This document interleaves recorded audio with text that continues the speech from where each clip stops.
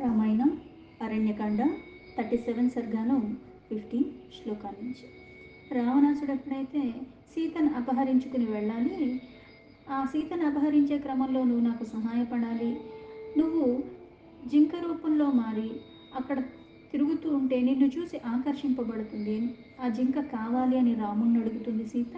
రామలక్ష్మణుడు ఇద్దరూ కూడా అక్కడి నుంచి నిన్ను పట్టుకునే ప్రయత్నం చేస్తారు. అందుకు నువ్వు వాళ్ళ ఆశ్రమం నుంచి కొంచెం దూరంగా వెళ్ళిపో, ఆ సమయంలో నేను సీతని అపహరించుకుని వెళ్ళిపోతానన్నాడు. ఇది విన్న తర్వాత మారీచుడికి ఒక్కసారిగా భయం వచ్చింది.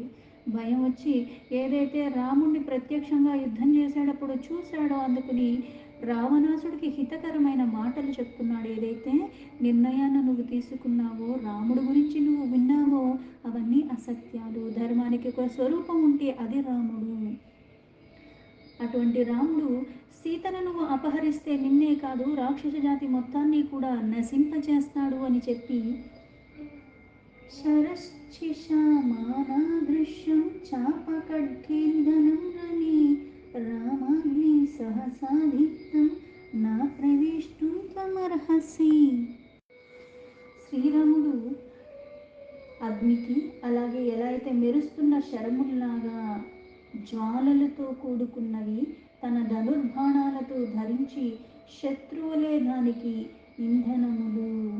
ఆయన యుద్ధం చేసే రీతిని చూస్తే శత్రువులకి భయం వస్తుంది. అందువలన అది ఆరి తేరి పారి చూడరానిది. అంటే రాముడు ఒక్కసారిగా ధనుస్సుని సంధించి యుద్ధం చేస్తూ ఉంటే నువ్వెంత చూద్దాం అనుకున్నా సరే చూసే అవకాశం ఉండదు. రాముడు యుద్ధానికంటూ దిగితే ఏమవుతుందంటే అలాంటి బాణాలు ఎంత వేగంగా వేస్తాడు అంటే ఎప్పుడు తీస్తున్నాడో ఎప్పుడు సంధిస్తున్నాడో అన్నది తెలియకుండా గురి మాత్రం తప్పకుండా దూసుకుని వెళ్ళిపోతుంది. ప్రాణాలు శత్రువులు హరించుకుపోతాయి. కనుక రణభూమిలో సాహస పరాక్రమాల్లో ప్రజ్వలించే ఆ రామాగ్నిని దరిచేరటానికి కూడా నీకు శక్తి సరిపోదు, నువ్వు అశక్యము. అంటే నీ వల్ల కాదు. ఏ రాముడైతే మానవ మాత్రుడు అనుకుని అల్పుడు అనుకుని ఇట్లాంటి నువ్వు చేద్దామని అనుకుంటున్నావో ఆయన శక్తి ముందు, ఆయన పరాక్రమం ముందు నువ్వే నిలవలేవు. ధనుర్వ్యాధీతధిత్తాస్యం శరాశ్చేషామమర్షణం చాపపాశధరం వీరం శత్రుసైన్య ప్రహారిణం. నాయన రావణ, శ్రీరాముడు నీ పాలిట యముడు అంటే మృత్యుదేవత. ఎక్కుపెట్టిన రాముడి యొక్క ధనుస్సు నుంచి ఆ బాణములు శత్రువులని కబళిస్తుంది. అక్కడ మళ్ళీ నిప్పులు కక్కుకుంటూ మృత్యుదేవ ముఖంలాగా ఆ బాణాలు కోపోద్రికంగా ఎప్పుడైతే రాముడు వదులుతాడో మృత్యుముఖం నుంచి వెలువడినట్టు మంటల్లాగా వచ్చి అవి పాశంలాగా, ఎలా అయితే యమపాశం అంటారు, దాన్ని తప్పించుకునే అవకాశం లేదు. ఒక్కసారి వేశాడంటే ఆ సమయం వచ్చిందంటే వెళ్ళిపోవాల్సిందే. అలాగే రాముడు బాణం వేశాడంటే గురి తప్పే అవకాశం లేదు. మృత్యుముఖంలో పడినట్టుగా, ఆ పాశంలో చిక్కుకున్నట్టుగా, ఆ మంటల్లో చిక్కుకుని ఉన్నట్టుగా అలా ఆ పాశంలో చిక్కుపడిపోతాము. రాజ్యం సుఖం చ సంత్యజ్య జీవితం చేష్టమాత్మనః నాత్య సాధయితుం తాత రామాంతకమిహర్హసి. అందుకే నీ రాజ్యాన్ని, నీ సుఖాన్ని, చివరికి నీ జీవితాన్ని కూడా బలి చేసుకోవటానికే శత్రు సైన్యముల్ని చీల్చి చెండాడి పైగా అజయ పరాక్రమాలు కలిగిన శ్రీరాముడి యొక్క ఆ యముని దరి చేరుట నీకు తగదు. అంటే ఎవరి భార్యనైతే నువ్వు అపహరించుకుని తీసుకెళ్ళిపోవాలని అనుకుంటున్నావో దానివల్ల నీకున్న రాజ్యం, అంటే ఇంత రాజ్యం ఉంది, ఇంత భోగప్రాయమైన జీవితం ఉంది, నా దగ్గర ఇంత సేన ఉంది అని అనుకుంటున్నావేమో, ఇంత బలం ఉందని అనుకుంటున్నావేమో, నీ రాజ్యం పోతుంది, నీ సుఖాలన్నీ నీ నుంచి తొలగిపోతాయి, నీ భోగం అంతా నీ నుంచి అసలు చివరికి నీ జీవితమే వెళ్ళిపోతుంది, బలైపోతావు. శత్రు సైన్యాన్ని చీల్చి చెండాలేస్తాడు. ఎందుకంటే రాముడు యుద్ధానికి పూనుకోడు, శత్రువుని కూడా క్షమించే గుణం కలిగిన వాడు. కానీ ఒక్కసారి యుద్ధానికంటూ వచ్చాడు అంటే శత్రువు అన్నవాడు మరణించాల్సింది. విజయాలు తప్పితే అపజయాలు రాముడికి లేవు. అందుకని రాముడిని దరిచేరి ప్రయత్నమే చెయ్యకు. దరి చేరాలనుకుని యుద్ధానికి నువ్వు గనక రాముడితో చేశావు అంటే నీ ప్రాణాలు కోల్పోతావు. ఏ సుఖాలతో భోగాలతో ఉన్నావో, ఏ అధికారంతో చక్కగా ఉన్నావో సర్వము నశించిపోతాయి. అప్రమేయం హి తత్తేజో యస్య స జనకాత్మజ నత్వం సమర్థస్తాం హర్తుం రామచాపాశ్రయామణి. శ్రీరాముడి బలము పరాక్రమాలు ఊహించటానికి వీలు కానివి, అంటే సాటి లేనివి. జానకీదేవి ఆ శ్రీరాముడికి అర్ధాంగి. రాముడి చాపం అంటే ఆశ్రయించుకుని ఉన్నది, పైగా రాముడి రక్షణలో ఉన్నది. రాముడు తన అర్ధాంగిగా స్వీకరించాడంటే ఆవిడ బాధ్యతను తీసుకున్నాడు. అందుకు ఆవిడ రక్షణ కూడా రాముడు చేస్తున్నాడు. రాముడు రక్షణలో ఉన్న ఆవిడని నువ్వు అపహరించాలనుకుంటున్నావా? అది నీకు కాని పని. తస్య సా నరసింహస్య సింహోరస్కస్య భామిని ప్రాణేభ్యోపి ప్రియతర భార్య నిత్యమనువ్రత. పురుషోత్తముడైన శ్రీరాముడు సింహమునికి వలె విశాలమైన వక్షస్థలం కలిగి ఉన్నవాడంటే అంత పరాక్రమం ఉన్నాడు.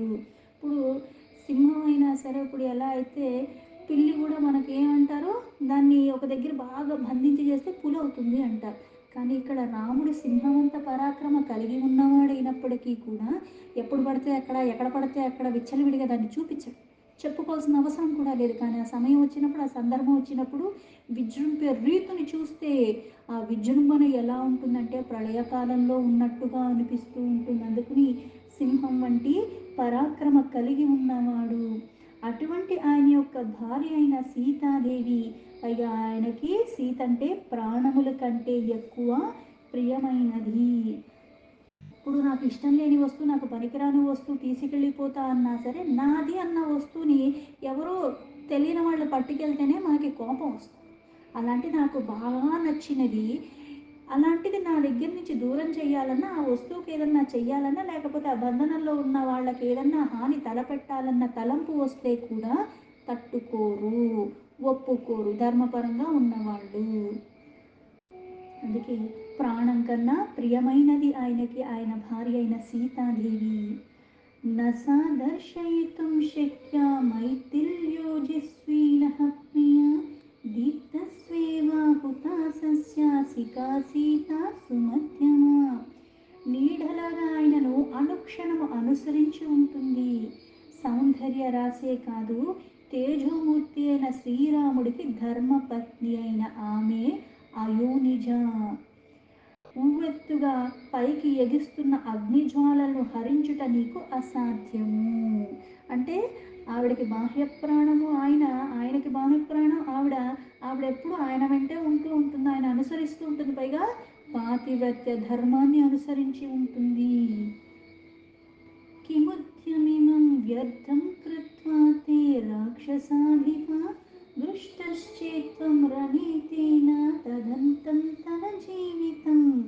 ఓ రాక్షస ప్రభు, అనవసరంగా నువ్వు సీతని అపహరించాలని పూనుకుంటున్నావు. దానివల్ల ఫలితం ఏమన్నా వస్తుందని అనుకుంటున్నావా? యుద్ధరంగంలో నువ్వు శ్రీరాముడికి కంటబడ్డావు అంటే ఆ క్షణంలోనే నీ జీవితం ముగిసిపోతుందని గుర్తుపెట్టుకో. అంటే ఎవరినైతే అపహరించుకుని వెళ్ళిపోవాలి, ఆయన మీద కక్ష తీసేసుకున్నా, లేకపోతే ఆయన మానసికంగా కృంగిపోయేలాగా చేసేద్దాము, రాముడికి బాధ కలిగిచ్చేస్తాను, తర్వాత నేను అతన్ని చంపేస్తాను, ఇవన్నీ అనుకుంటున్నాం. అవన్నీ జరగని పనులు. ఊహాలోపల అన్నీ ఊహించుకోవచ్చు. నేను సూర్యుడి మీదకి వెళ్ళిపోయినట్టు అనుకోవచ్చు, సింహంతో నేను బాగా యుద్ధం చేసినట్టు అనుకోవచ్చు, ఊహాలోకం ఏదన్నా ఊహించుకోవచ్చు.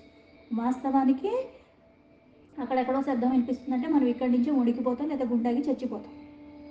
ఎందుకంటే అంత మనకి లేదు కాబట్టి. అది వాస్తవం. అందుకే వ్యర్థంగా నువ్వు సీతను అపహరించాలన్న కోరుకోవటమే తప్పు. పైగా దీనివల్ల నీకేదో ప్రయోజనం ఉందనుకుంటున్నావు, దానివల్ల నీకు ప్రయోజనం లేదు కదా. నీ వల్ల నీ రాక్షసులు, నీ రాజ్యము సర్వము కోల్పోతావు, నీ ప్రాణాలు కూడా కోల్పోతావు. లాభం ఎక్కడా లేదు, అంతా నష్టమే ఉన్నది. నీ జీవితం రాముడితో తలబడితే తొలగిపోతుంది, అది మాత్రం గుర్తుపెట్టుకో. జీవితం చ సుఖం చైవ రాజ్యం చైవ సుదుర్లభం యదిచ్చసి చిరం భోక్తుం మా కృత రామ విప్రియం. చాలా దుర్లభం. సులభం అంటే చాలా తేలిగ్గా లభించేది, దుర్లభం అంటే కష్టపడితే, చాలా కష్టపడితే కానీ లభించదు. మళ్ళీ అది లభిస్తుందో లేదో కూడా చెప్పలేం. ఇంత కష్టపడ్డాను కదా అంటే కుదరదు. లభించవచ్చు, లభించకపోవచ్చు. అందుకే దుర్లభమైన ఈ రాజ్యము అంటే నీకు ఏదైతే ఇప్పుడు ప్రస్తుతానికి నీ స్థితి ఉంది అంటే అందరికన్నా ముల్లోకాల మీద వెళ్ళాడు, అందరి మీద యుద్ధం చేసుకున్నాడు, అన్ని విలువైనవి తన దగ్గరే ఉన్నాయి, అన్నీ తన సొంతం చేసుకున్నాడు. యుద్ధంలో ఓడిపోయిన వాళ్ళు ఓడిపోయారు, లేని వాళ్ళు కూడా ఇంకా సామరస్యంగా ఆయనే గెలుస్తాడని ఆయనకి వీళ్ళు లొంగిపోయినట్టు చేశారు. ఇదంతా కూడా నువ్వు సాధించుకున్నావు. రాజ్యం నీది, సుఖమయమైన జీవితం నీది, భోగప్రాయమైన జీవితం నీది.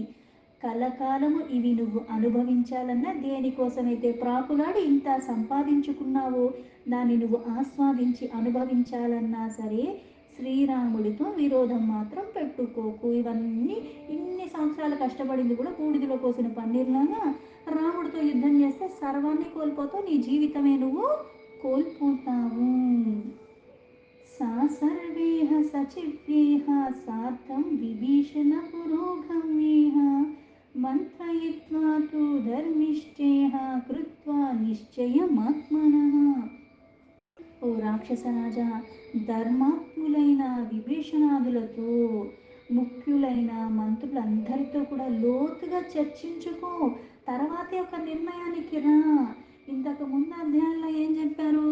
శూర్పణఖ నిండు సభలో అవన్నీ రావణాసుని తూలినాడట్టుగా చేసి అన్నీ చెప్పింది.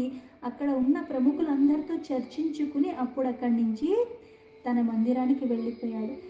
మందిరానికి వెళ్ళిపోయి తనకి తానుగా నిర్ణయం తీసుకుని ఎవరికీ తెలియకుండా సారథికి చెప్పి అక్కడి నుంచి బయలుదేరి ఇక్కడికి వచ్చేసాడంటే ఈ నిర్ణయం నువ్వు అందరితో చర్చించి తీసుకోలేదు. ఒక్కసారిగా ధర్మపరులైన వాళ్ళతో నువ్వు నిర్ణయం చర్చించి తీసుకుంటే అప్పుడు నువ్వే సరైన నిర్ణయం తీసుకుంటావు. తొందరపాటులో ఇట్లాంటి నిర్ణయాన్ని తీసుకోక. అందుకే నీ రాజ్యంలోనే నీ పక్కన ఉన్న ధర్మాత్ములైన విభీషణాదులు ఎవరైతే ఉన్నారో వాళ్ళందరితో లోతుగా చర్చించు, పైపైన కూడా కాదు. అప్పుడు నిర్ణయం తీసుకో. దోషానాం చ గుణానాం చ సంప్రదార్య బలాబలం ఆత్మనశ్చ బలం జ్ఞాత్వా రాఘవస్య చ తత్వతః హితాహితం వినిశ్చిత్య క్షమంతం కర్తుమర్హసి. అప్పుడు ఒక నిర్ణయం, ఆ నిర్ణయం కూడా ఎలా ఉండాలి? మంచి చెడ్డల గురించి బాగా తర్కించి చర్చించుకుని, బలాబలములు అంటే ఇప్పుడు నేను ఎవరితో యుద్ధానికి వెళ్తున్నానో వాళ్ళకి ఎంత బలం ఉంది, నాకెంత బలం ఉంది, ఇవి కూడా చర్చించుకోవాలి. అప్పుడు ఆలోచన చేసుకుని నిర్ణయం తీసుకోవాలి. నీ బలము, శ్రీరాముడి యొక్క పరాక్రమాన్ని యథార్థంగా తెలుసుకో. కోపం వచ్చింది కదా అని ఎవరి మీద వాళ్ళతో ఎలా అయితే పిచ్చుక మీద బ్రహ్మాస్త్రం లాగా, పిచ్చుక మీద బ్రహ్మాస్త్రం అయితే పెద్ద విశేషం ఏమీ కాదు. బ్రహ్మాస్త్రాల కన్నా గొప్ప అస్త్రాలు తెలిసిన వాడి దగ్గరికి యుద్ధానికి వెళ్ళాలన్నప్పుడు అప్పుడు భయం ఉండాలి. ఎందుకు? నాకు అన్ని విద్యలు రావు, నా దగ్గర అన్ని అస్త్రాలు లేవు. నేను మళ్ళీ యుద్ధానికి తలపెట్టినప్పుడు అన్ని అస్త్రాలు అన్ని విద్యలు తెలిసిన వాళ్ళ దగ్గర ఏమవుతుంది? నాకు హాని జరుగుతుంది. వాడికి దూరంగా ఉంటే నేను ఇంకా జీవించే అవకాశం ఉన్నది. అందుకని నీ బలము రాముడొక్క యథార్థ బలాన్ని తెలుసుకో. ఎందుకంటే ఎవరో చెప్పి వాళ్ళకి అసలు బలం లేదండి, వాళ్ళు చాలా బలహీనులు అంటే మళ్ళీ దాన్ని నువ్వు నమ్మకూడదు. అందుకే యథార్థంగా తెలుసుకో. ఎందుకంటే దీనివల్ల నీకు నష్టం జరుగుతుంది. దీనివల్ల నీకు కలిగే మేలు కీడు రెండూ కూడా తెలుసుకో. అప్పుడు తగిన నిర్ణయం తీసుకో. మనకి కర్తవ్యాన్ని నిర్ణయించుకున్న చిన్న చిన్న ఈ నిత్యావసరాల జీవితంలో జరిగేటప్పుడు కూడా ఆలోచనతో, వివేకంతో, క్రోధానికి లోభానికి ఇటువంటి వాటికి లోబడి నిర్ణయాలు తీసుకోవద్దు అని చెప్తారు. పైగా కొన్ని కొన్ని నాతోనే పోవు, నా చుట్టూ ఉన్న వాళ్ళకు కూడా దానివల్ల కష్టం రావచ్చు, నష్టం జరగచ్చు. అందుకని అన్ని కోణాలలో ఆలోచించుకుని అప్పుడు నిర్ణయం తీసుకోవాలి. అహం తు మన్యే తవ నక్షమం రణి సమాగమం కోసలరాజసూనునా ఇదం హి భూయః శృణు వాక్యముత్తమం క్షమం చ యుక్తం చ నిశాచరేశ్వర. ఓ రాక్షసరాజా, నువ్వు కౌసల రాజకుమారుడైన శ్రీరాముడితో యుద్ధానికి తలబడుట యుక్తం అంటే సరైనది కాదు అని నేనైతే తలుస్తున్నానంటే నేను చెప్పవలసిందంతా చెప్పాను. దీనివల్ల ఎన్ని రకాలుగా చూసినా సరే హాని నష్టం తప్పితే ఉపయోగం అన్నది కానీ లాభం అన్నది కానీ అక్కడ ఏమీ కనిపించట్లేదు. అంతేకాక నేను నీకు మరి ఒక విషయాన్ని కూడా చెప్తాను విను. అది అంటే ఇవన్నీ నువ్వు చెప్పిన పని నాకు చేయటం ఇష్టం లేక చెప్పే కారణాలు కాదు, వాస్తవాలు చెప్తున్నాను. ఒక నిర్ణయం తీసుకునే ముందు, ఒక పనికి వెళ్ళే ముందు దాని గురించి అవగాహనతో వెళ్ళాలి. అందుకు నువ్వు వాస్తవాన్ని తెలుసుకో. నీకు ఇది సరైంది కాదని నాకు అనిపిస్తుంది, అది నిర్ణయం నువ్వే తీసుకో. నాకు ఏమనిపించిందో అది నేను చెప్పాను. అలాగే నీకు ఇంకో విషయాన్ని కూడా చెప్తాను. ఇవన్నీ విని అప్పుడు నువ్వు నిర్ణయాన్ని తీసుకో. నీకు అదే సరైనది అని నేను అనుకుంటున్నాను. ఇప్పుడు మన దగ్గరికి సలహాకు వచ్చారు కాబట్టి అడ్డదిడ్డంగా ఏదో ఒకటి చెప్పేయచ్చు కదా. ఎందుకంటే వాళ్ళకి ఇంకొక ఆప్షన్ లేదు అన్నట్టుగా చెప్పకూడదు. ఇప్పుడు ఆ పరిస్థితుల్లో నేనున్నా అదే చేస్తాను, ఆ పరిస్థితుల్లో నువ్వున్నా నీకు నేను అదే చెప్తున్నానన్న భావనలోనే మనం చెప్పాలి. మనల్ని నమ్మి ఒకళ్ళు వచ్చినప్పుడు ఎలా పడితే అలా నేను చేయకపోతే ఇంకొకటి దిక్కులేదు కానీ నేను ఏదన్నా చెప్పచ్చు, నేను ఏదన్నా చేయొచ్చు అన్న ఇదిలో మనం ఎప్పుడు చెయ్యకూడదు. ఎందుకు? అధర్మమైన తలంపు మదిలో ఉన్నా సరే, అది నువ్వు చేసుకున్న పుణ్యము ఎంత రాశీభూతంగా ఉన్నా సరే దాన్ని మొత్తం భస్మరాశి చేసేస్తుంది. ఒక్క మాట చాలు, ఒక్క ఆలోచన చాలు, నేను ఎన్నో సంవత్సరాల నుంచి కష్టపడిందంతా కూడా నశించిపోవటానికి. అందుకని సాధ్యమైనంత వరకు ఇతరుల యొక్క క్షేమాన్ని, అలాగే వాళ్ళ హితాన్ని కోరి మనం చెప్పే మాట, చేసే పని అన్నీ అలానే ఉండాలి. అది ధర్మానికి కట్టుబడి ఉండటం అంటే. అందుకే మళ్ళీ చెప్తున్నాను, నాదేం పోయింది వాళ్ళకే కదా నష్టం అని చెప్పి వదిలేయటాలు కూడా కాదు. ఒకటికి 2 సార్లు చెప్పటం మన కర్తవ్యం. వింటే మంచిది, వినకపోయినా ఇంకా వాళ్ళ ప్రారంభం అని వదిలేసుకోవాలి. అందుకని యుక్తమైనది నీకు మళ్ళీ ఇంకో విషయాన్ని కూడా చెప్తానన్నాడు. దాంతో వాల్మీకి మహర్షి విరచితమైన ఆది కావ్యమైన శ్రీమద్ రామాయణంలో అరణ్యకాండలో 37 సర్గా సంపూర్ణం.